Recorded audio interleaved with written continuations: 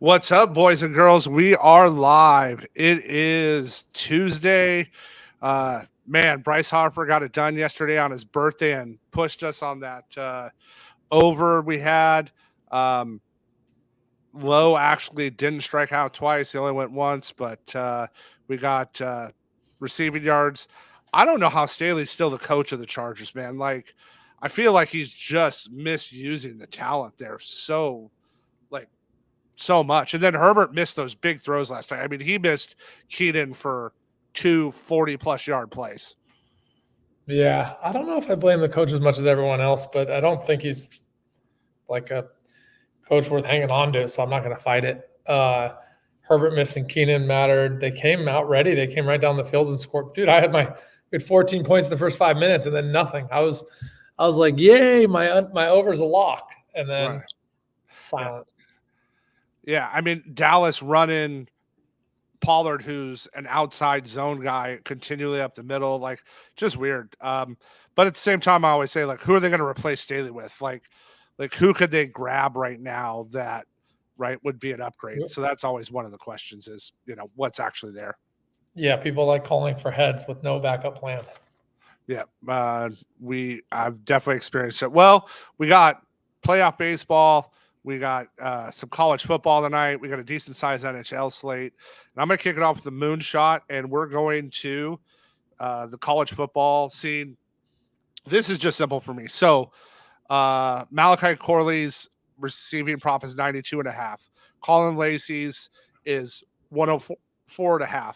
If we take plus 7.5 more yards and plus 6 more yards, we get this at plus 362.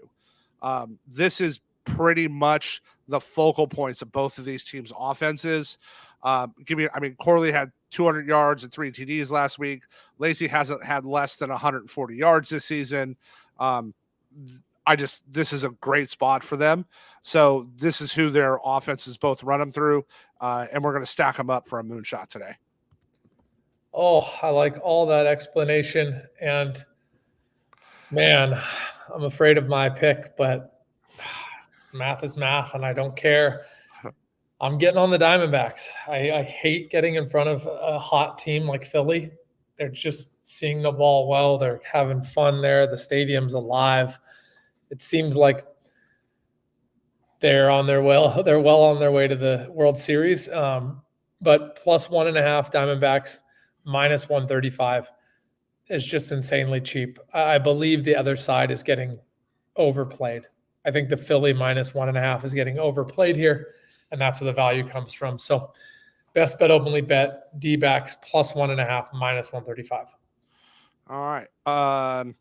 Prop play we gave out early to our members today.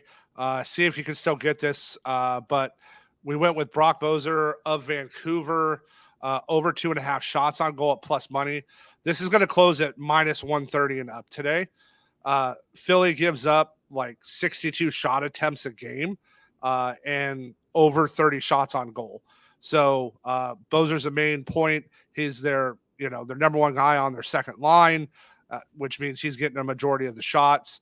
If you go back to last season, he averaged over 5 attempts a game. So these are the kind of spots we're looking for when we can get him for plus money. Makes sense to me. OzJam EV positive bet openly play of the day. I have under 56 in what is MTSU again? Middle Tennessee State. Middle Tennessee State, Liberty plus 105, plus 4% EV. I actually like that. That's while I think Corley gets his yardage pretty easy, Middle Tennessee State is just not good at baseball. Baseball at football. They're kind of out of it in their conference already. Liberty is undefeated in conference play, so I can definitely I can see this going there. Like this being like a 37 to 7 game pretty easy. There's going to be some points from Liberty, but I just don't think Middle Tennessee puts any up. And then our bet openly DFS play of the day, I'm going on the Philly side. Brandon Marsh has just been super hot. And the reason we're going here is they gave it us at a half a total base. So he needs any kind of hit in this game. He hasn't faced Merrill Kelly a lot, but he's got a 172 ISO against what Kelly throws, and those are numbers I really like to see.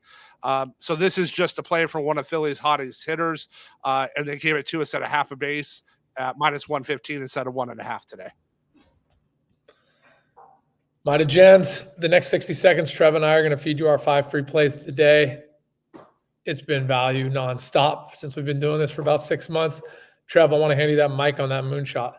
All right, moonshot. We're going to take Malachi Corley of Western Kentucky, Colin Lacey of Southern Alabama, plus 100 yards, plus 110 yards for plus 362. We really like that spot. Oh, I'm getting in front of the Philly train. I'm going Arizona Diamondbacks plus 1.5, minus 35. I just think the other side's overbet. This is Vancouver tonight gets Philly. Philly gives up a ton of shots. So Brock Boser over 2.5 shots on goal, plus 103. Odds Jam EV positive play of the day on Bet Openly, under 56. Middle Tennessee State, Liberty, plus 105. And then this is just, I think, a gift tonight for one of the hottest hitters on the Phillies.